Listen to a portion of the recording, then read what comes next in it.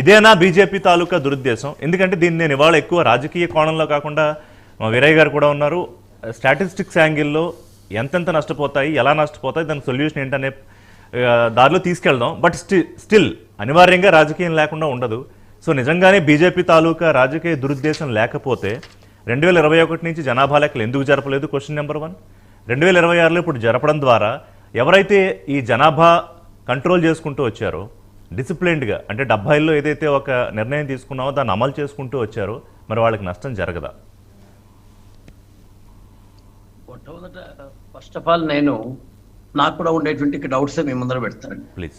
మీరు ఎవరు చెప్పారు ఈ పద్ధతి అనేటువంటిది నేను మొట్టమొదటి అడుగుతున్నా.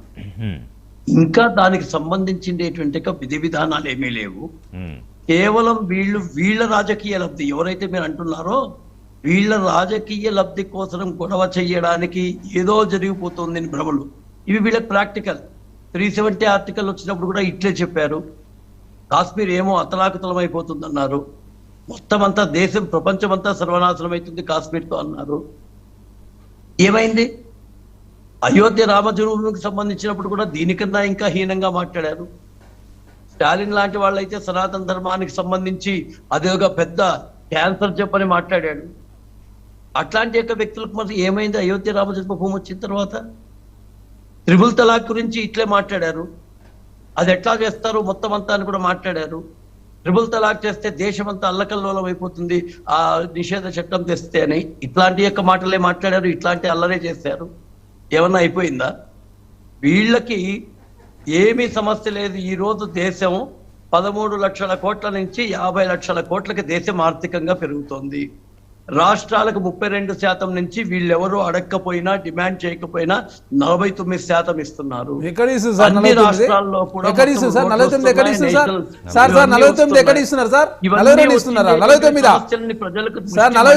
లేదు. తెలంగాణకు 41% మాత్రం ఇస్తున్నారు సార్. అందులో ఈ 37% మాత్రం వచ్చింది. ఈ భారతీయ జనతా ఇదే అబద్ధాలు చెప్పుడు. దయచేసి మీరు అబద్ధాలు చెప్పాలి సార్. దయచేసి ఏమన్నా అడగాలంటే అడుగు. మీరు అబద్ధాలు ఎందుకు చెప్తున్నారని మేము అడుగుతున్నాం. దయచేసి అబద్ధాలు చెప్పాలి. ఎక్కడిచ్చారు సార్? ఎక్కడిచ్చినా అడుగుతున్నాం మేము. ఎక్కడిచ్చిరో చెప్పాలి. మీరు అన్ని చెప్తున్నారు కదా. మరి జీడిపి గురించి మాట్లాడండి సార్. జీడిపి ఎంత తగ్గిందో మీకు తెలుసు. 6.2 ఎట్లయిందో, 6.3 ఎట్లయిందో, 8% జీడిపి. ఇవన్నీ మీరు చర్చ చేద్దాం. మీరు చెప్పారు కదా, మేము కూడా చర్చ చేస్తాం. అన్ని వికసిత భారత్ లక్ష్యం నెరవేరాలంటే ఏం చేయాలో ఏమన్నా తేడా ఉందా? చరణ్ గారు, పాదసారథి గారు, వాళ్ళ దీనికి కన్ఫైన్ అవుదాం. డీలిమిటేషన్ గురించి కన్ఫైన్ అవుదాం. దీనికి కన్ఫైన్ మీరు అన్ని దయచేసి మీరు అవన్నీ చెప్తే మేము కూడా చెప్పాల్సి వస్తుంది. అందుకే మిగతా అంశాలు కాదు. మీరు విధి విధానాలు అనేవి లేదు సార్. అమిత్ షా గారు ఏమంటా ఉన్నారు? సీట్లు తగ్గవంటుండు. కానీ సీట్లు తగ్గవు కరెక్టే. పెరిగే సీట్లలో ఇప్పుడున్న మాట ఉంటుంది అనేది మా ఉద్దేశం. ఏమైనా సరే పార్లమెంటులో విధి విధానాలు దీని ప్రకారం ఉంది అనేటువంటిది ఎక్కడైనా ఉంటే బయట పెట్టబడింది. ఎవడో ఒక సంస్థను వీళ్ళే డబ్బులు ఇస్తారు, ఆ సంస్థ పేరుతో రాయించుకుంటారు, అభూత కల్పనలు చేస్తారు, దాని మీద ప్రజల్లో చర్చను తీసుకొని వస్తారు. ఎక్కడ ఉంది? పార్లమెంటులో బిల్లు ప్రవేశపెట్టబడిందా? ముసాయిదా ఏమైనా వచ్చిందా? దీనికి సంబంధించి ప్రశ్న ఎక్కడ ఉంది? ఏమీ లేకుండా కూడా తీసుకుంటారు. అందుకే అమిత్ షా గారు, జేపీ నడ్డా గారు క్లియర్ గా చెప్పారు, అన్ని రాష్ట్రాల యొక్క సమన్వయంతో ఎవరికి నష్టం లేకుండానే జరుగుతుంది అన్నారు. ఆ మాట వీళ్ళకి కూడా తెలుసు.